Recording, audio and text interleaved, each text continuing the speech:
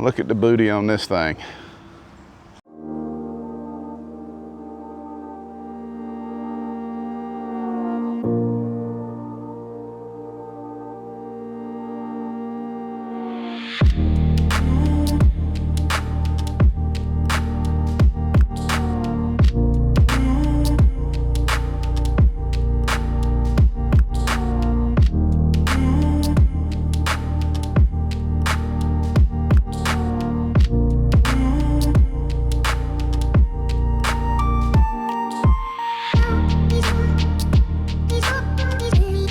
.75 miles. I think I did just a little over 30 minutes.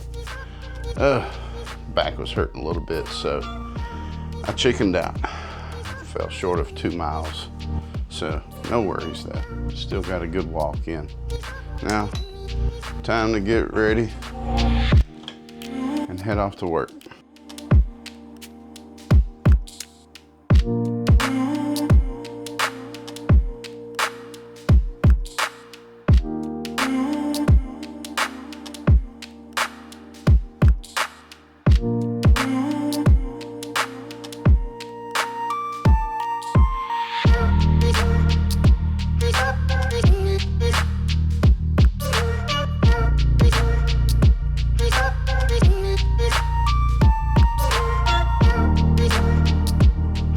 Didn't make it out of the house before 7:07.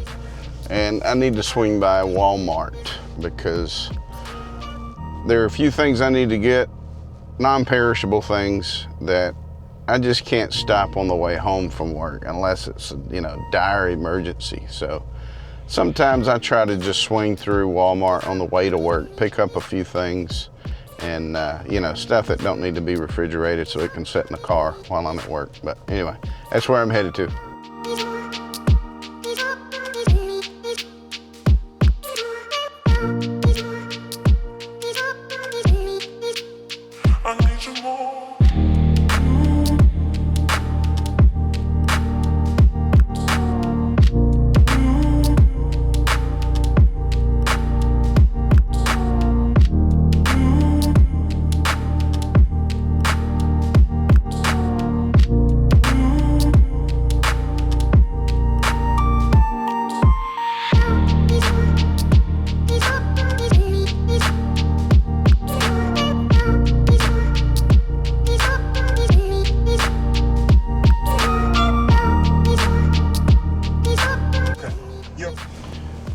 I am definitely running late, so I better send a message saying I'm running late. So that way nobody's worried about me. They won't send out no crazy search party. Today at lunch, I get to relive the old days and go for a walk at lunch. Our friend of ours that cleans our house every other month or so is at the house cleaning, and she helps Mandy out whenever she comes to clean. So I get a day where I get to stay here in the vicinity of work and go for a walk. So today I come out here to this little area right outside of Post, and they call it Patton Park. They got a bunch of tanks, and they got a little area where a bunch of monuments and stuff, memorials. So figured I'd walk around and swing the camera around and show some of that stuff for a little bit. Looks like they're trying to keep us out, but I'm gonna walk around the barricade. Just a little recap on my military service. I was a parachute rigger, and we packed parachutes and supplied different units with parachutes that they could jump. We'd rig loads for airdrop, heavy equipment and stuff like that. But the main element that we would be supporting would be the infantry, ground troops. But it wasn't just limited to infantry. There was a lot of other ground units that needed equipment, a lot of engineers, field artillery, all kind of stuff that were airborne qualified and needed their equipment dropped to them. But the infantry is the main thing, and I was going to show this right here. And this is this rifle and wreath is a combat infantry badge. And that's for soldiers that are infantry, military occupational specialty, or MOS. And MOS code 11B or 11 Bravo. And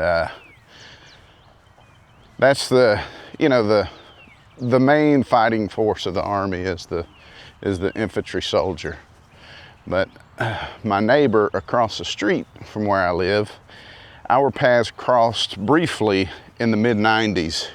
He was a airborne instructor, and he was at the end of his career, and he retired from Fort Benning and stayed. His wife had a really good job, so they stayed here instead of moving back to their home states. And he was in some conflicts, but one of the main conflicts that he keeps in touch with his fellow soldiers was Operation Just Cause in Panama. He was stationed down there when that happened. And they have this memorial right here. And he was Charlie Company, 1st of the 508th. And, but this memorial is for all of the 508th. And they did lose 2 soldiers in that conflict. And I have had the privilege of meeting a lot of these guys. He's actually hosted a couple of reunions that they do for their company every other year. But met a lot of them, become friends with them, and it just amazes me listening to the stories of, you know, their service was completely different from mine. You know, I was support logistics, and those were infantry soldiers. So it could be some harrowing events that happen in their lives, but it's fascinating to sit there and listen to them talk about it. And I may have talked about all this in videos in the past, but I can't remember. I'm getting a little slack up top. So anyways, it's been a while since I've been out here. I know I've walked around and shown the tanks before, but I figured I would do it again. It's a pretty cool place to come at lunch, get a few extra steps, although I did walk this morning, and just look around and show some things. And there are a bunch of memorials out here. I won't walk through them all, but most all of them are for specific units. And here's one that was a famed, the 555th Parachute Infantry, the Triple Nickels.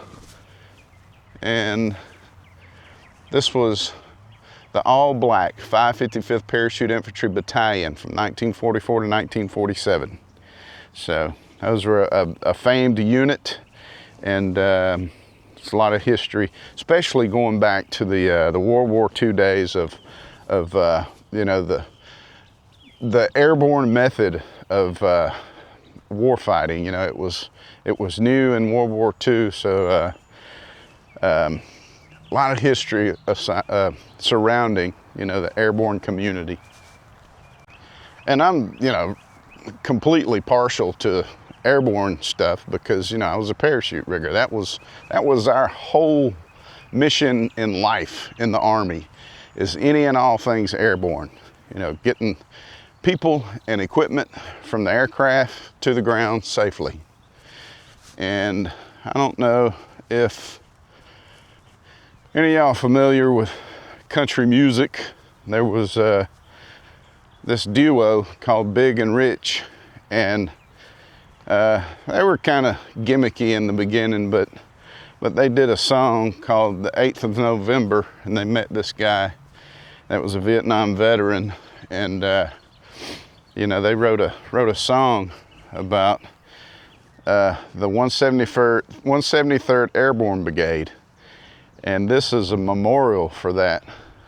And actually the 173rd is still active, and they're stationed in Italy right now. And here's a monument that looks like their unit insignia. individual awards in Vietnam, combat infantry badge, combat medical badge, combat parachutist badge. They had this combat parachutist badge, that star right in the middle. It's actually, the actual badge, that star would be bronze or gold. They call it a mustard stain. But that's a combat jump, a parachute jump into combat. When you see folks with them, it kind of like, whoa. You know, we always have that's a bad dude. That's the feeling we get when we see soldiers with combat wings. I mean, you know, the airborne wings with a mustard stain, saying that they've jumped into combat. Here's a little bit better depiction of it. You know, that would be combat wings right there with the gold star in the center of it. Now, without the star and the wreath, that would be novice parachutist. And then if without the wreath and just a star, that would be senior parachutist. And with the star and the wreath is master parachutist. And I forgot the exact numbers, but 30 or 35 jumps, you can get your senior parachutist badge, and 65 is the minimum for the master parachutist badge. And you know, there's different types of, you know, combat equipment jumps and total number of jumps. Have to go to jump master school and have at least one night jump master duty to be able to submit and be approved for the senior and master parachutist badge. But one of the things I was most proud of outside of being in the Army was being awarded the master parachutist badge. It just, after I got it, man, I was always looking down at my chest, just seeing that star and wreath up there. It looked really nice. Really, really proud of that. Walked around the corner to what they call this Patton Park, and got some tanks from throughout the years setting up over here. And I don't know what, I can't look at them and tell what they are, but I know there's like the M60, the Sherman, Patton, there's a M1 Abrams over there. This is like an APC. It's a 113 ACAV. And I know this fella right here, he's pretty old. This is an M48 Patton medium tank. And to me it looks pretty big.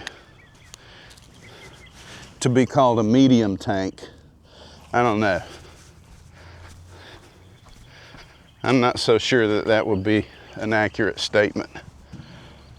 I'm only 5'8", but that thing looks pretty big to me. I would imagine it probably weighs 50 tons, but here's another. They keep these things in pretty good shape. It look like they got a fresh coat of paint on them. Let's see what this guy is. This is an M26 Persian heavy tank. Let's see what this, doesn't say how much it weighs. Oh wait, 46 tons, 92,000 pounds. Good night. This, to me, is one of the most recognizable. This was the era before the M1 Abrams, or M1A1 Abrams. And this is the M60 main battle tank. M60A3 main battle tank. This thing is 57 tons, 114,000 pounds. Look at the booty on this thing. That's, you know, I'm glad that I chose the MOS that I did, because I'd hate to be a soldier having to worry about something like this coming after you. I mean, whew, could only imagine. What's next on the list? I think this is a Bradley fighting vehicle. This is, you know, this is a think it's got a 20mm cannon on it, but this isn't like really heavily armored, not a lot of firepower, but it is a personnel carrier. This is an M3 Bradley cavalry fighting vehicle, but it ain't got a whole lot of firepower. I think 25mm chain gun, and it can carry some tow missiles with it. But this is 24 tons for. But yeah, that can carry a few people. But the one that's been the star of the show for many years, I guess probably right close to, around about the late 70s, early 80s, is this man right here. The M1A1 Abrams main battle tank. This is a cool machine right here. Let's see what. It's got a 105mm cannon on it, and some other small caliber stuff. 61 tons, 122,000 pounds.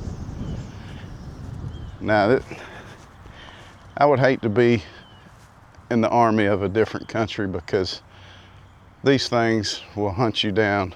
They punching holes through tanks and they don't even know it's coming. Look at this cannon, big nasty.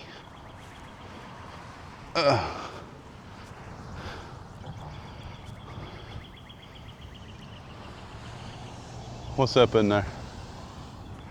But anyways, yeah. This thing's powered by a jet engine. Strange. And here's a trusty old Sherman tank from back in the World War II era. Let's see, 37 tons. I ain't no history buff or anything, but yeah, from what I did understand, that they were mass producing them things in World War II, and if they overpowered any German adversary, it was just by sheer numbers, because the Germans' Panzer and Tiger tanks, those things were bad to the bone. But like I said, I'm not a history buff, so I can't sit here and talk about a bunch of stuff with really any authority. But 12:13, I actually stopped at Walmart and got me a little bit of something to eat for lunch today, so I might just take it on back. One last look at the row of tanks right here. M60, the Sherman, no, not the Sherman, the Pershing and the Patton over that way. Another little APC, and another little small tank. I can't remember what it was, but yeah, take it back to the shop, have me some relaxed time and something to eat, and finish up the day.